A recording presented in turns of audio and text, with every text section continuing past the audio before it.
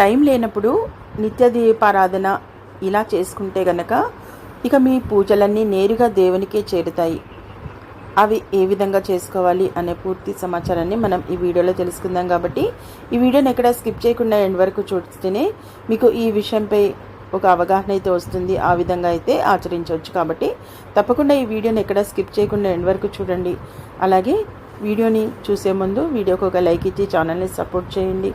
అంతేకాకుండా మీకు ఇష్టదైవాన్ని తప్పకుండా కామెంట్ సెక్షన్లో తెలియచేయండి. 5 నిమిషాల్లోనే నిత్య దీపారాధన అయితే చేసుకోవచ్చు. అలాగే ఈ విధంగా చేసినట్లయితే మీ పూజలన్నీ నేరుగా దేవుని చేరుతాయి.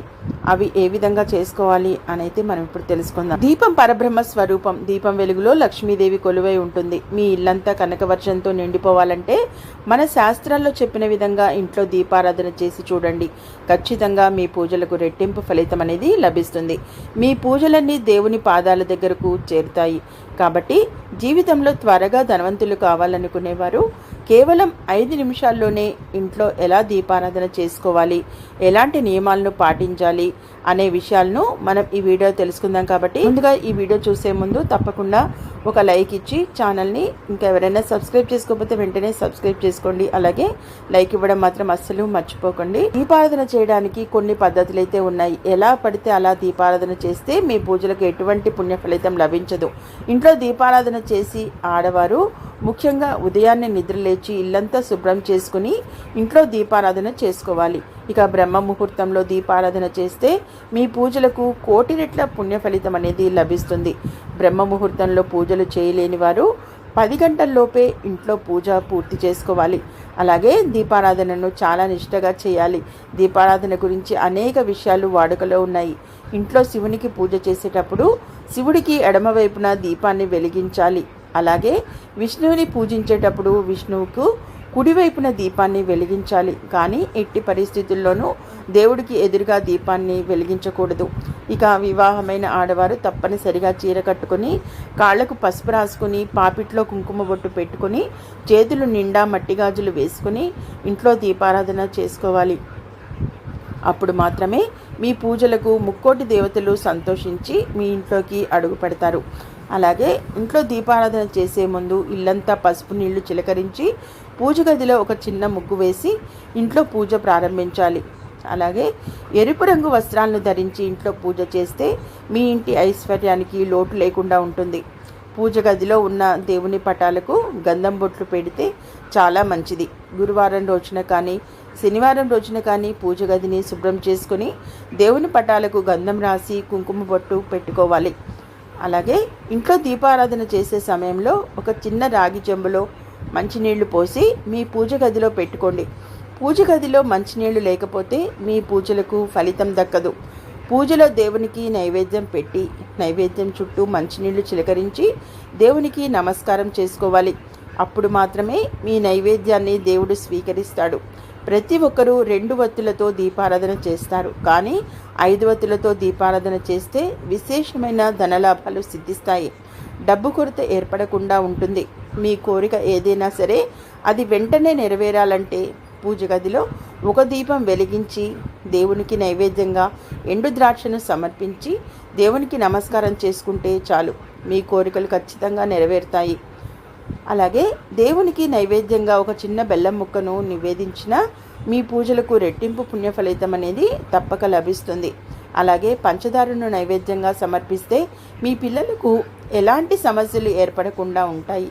ప్రతి శనివారం నాడు శ్రీ వెంకటేశ్వర స్వామికి తులసిమాలను సమర్పించి కొబ్బరి నూనెతో దీపారాధన చేస్తే అపారమైన ధనలాభాలు చేకూరుతాయి. మీ ఆస్తిపాస్తులన్నీ రెట్టింపు అవుతాయి. ఇక దీపాన్ని వెలిగించే ముందు దీపం ప్రమిదలో నూనె పోసి తర్వాత మాత్రమే ఒత్తులు వేయాలి. విశేషంగా శుక్రవారం దీపారాధన చేసేవారు లక్ష్మీదేవి పటం ముందు తెల్లని బియ్యం పోసి దాని మీద దీపం క్రింది పెట్టి అందులో దీపారాధన చేస్తే విపరీతమైన ఐశ్వర్యం అనేది కలిసి వస్తుంది. విశేషంగా పండుగ రోజుల్లో కానీ ఏదైనా వ్రతాలు చేసేటప్పుడు కానీ వెండి ప్రమిదల్లో దీపారాధన చేస్తే మీ కుటుంబానికి అష్టనిధులు కలుగుతాయి. అనుకున్న పనులన్నీ సకాలంలోనే పూర్తవుతాయి. ఇక దీపారాధన చేసే సమయంలో అగ్గిపుల్లలతో దీపాన్ని వెలిగించకూడదు. ఇంట్లో పూజ పూర్తయిన తర్వాత తప్పనిసరిగా 5 ప్రదక్షిణాలు చేసి దేవునికి నమస్కారం చేసుకోవాలి. లేదంటే మీ పూజలకు పుణ్య ఫలితం అనేది లభించదు. ఇక తులసి ముందు దీపారాధన చేస్తే మీ ఇంట్లోకి దుష్టశక్తుల ప్రవేశించకుండా మీ ఇంట్లోకి దేవతలు అడుగుపెడతారు. మహాలక్ష్మీదేవికి ఆవు నెయ్యితో దీపారాధన చేస్తే జీవితాంతం అష్టైశ్వర్యాలను అనుభవిస్తారు. అలాగే పితృదేవతలకు శ్రాద్ధాలు పెట్టే సమయంలో కొబ్బరి నూనెతో దీపారాధన చేస్తే మీ పితృదేవతలకు స్వర్గలోకాలు ప్రాప్తిస్తాయి.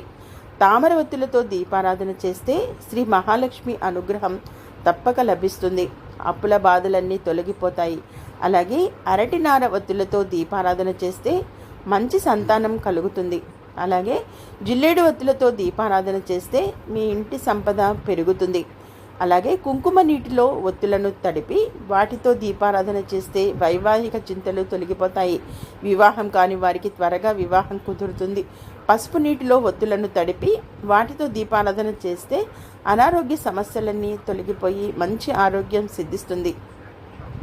ఇక దీపం వెలిగించినప్పుడు దీపం కింద ఒక చిన్న పళ్ళెం పెట్టుకోవాలి, లేదా ఒక తమలపాకునైనా పెట్టాలి. దీపాన్ని ఎట్టి పరిస్థితుల్లోనూ నేలపై పెట్టకూడదు. ఇక సాయంత్రం చేసే దీపారాధనకు రెట్టింపు పుణ్య ఫలితం లభిస్తుంది. కాబట్టి ఉదయం దీపారాధన చేయలేని వారు సాయంత్రం సమయంలో పూజలు చేయండి. తూర్పు ముఖంగా పూజ గదిలో దీపం వెలిగిస్తే మీ కష్టాలన్నీ తొలగిపోతాయి. అలాగే పడమర ముఖంగా దీపం వెలిగిస్తే అప్పుల బాధలు తొలగిపోతాయి, కష్టములు తొలగును. కాబట్టి ఉత్తరముఖంగా దీపం వెలిగిస్తే విపరీతమైన ధనం కలిసొస్తుంది. కుటుంబంలో సుఖ సంతోషాలు పెరుగుతాయి. దక్షిణముఖంగా ఎట్టి పరిస్థితుల్లోనూ దీపారాధన చేయకూడదు. శనీశ్వరుడు అంటే ప్రతి ఒక్కరూ భయపడిపోతారు. కానీ మనలో జీవశక్తికి అలాగే ఆయుష్కు దేవుడు శనీశ్వరుడే. కాబట్టి ఏదైనా దేవాలయానికి వెళ్ళినప్పుడు నవగ్రహాలలో ఉన్న శనీశ్వరుని ముందు నువ్వుల నూనెతో దీపారాధన చేస్తే మీ ఆయుష్ అనేది పెరుగుతుంది. మీ కుటుంబం అంతా ఆయురారోగ్యాలతో సిరి సంపదలతో జీవిస్తారు. భక్తి శ్రద్ధలతో చేసే పూజలకు దేవుని ఆశీర్వాదం తప్పనిసరిగా లభిస్తుంది. జీవితాంతం అష్టైశ్వర్యాలను అనుభవిస్తారు. అలాగే పితృదేవతలకు శ్రాద్ధాలు పెట్టే సమయంలో కొబ్బరి నూనెతో దీపారాధన చేస్తే మీ పితృదేవతలకు స్వర్గలోకాలు ప్రాప్తిస్తాయి. తామర ఒత్తులతో దీపారాధన చేస్తే శ్రీ మహాలక్ష్మి అనుగ్రహం తప్పక లభిస్తుంది. అప్పుల బాధలన్నీ తొలగిపోతాయి. అలాగే అరటినార ఒత్తులతో దీపారాధన చేస్తే మంచి సంతానం కలుగుతుంది. అలాగే జిల్లేడు ఒత్తులతో దీపారాధన చేస్తే మీ ఇంటి సంపద పెరుగుతుంది. అలాగే కుంకుమ నీటిలో ఒత్తులను తడిపి వాటితో దీపారాధన చేస్తే వైవాహిక చింతలు తొలగిపోతాయి. వివాహం కాని వారికి త్వరగా వివాహం కుదురుతుంది. పసుపు నీటిలో ఒత్తులను తడిపి వాటితో దీపారాధన చేస్తే అనారోగ్య సమస్యలన్నీ తొలగిపోయి మంచి ఆరోగ్యం సిద్ధిస్తుంది. ఇక దీపం వెలిగించినప్పుడు దీపం కింద ఒక చిన్న పళ్ళెం పెట్టుకోవాలి, లేదా ఒక తమలపాకునైనా పెట్టాలి. దీపాన్ని ఎట్టి పరిస్థితుల్లోనూ నేలపై పెట్టకూడదు. ఇక సాయంత్రం చేసే దీపారాధనకు రెట్టింపు పుణ్య ఫలితం లభిస్తుంది.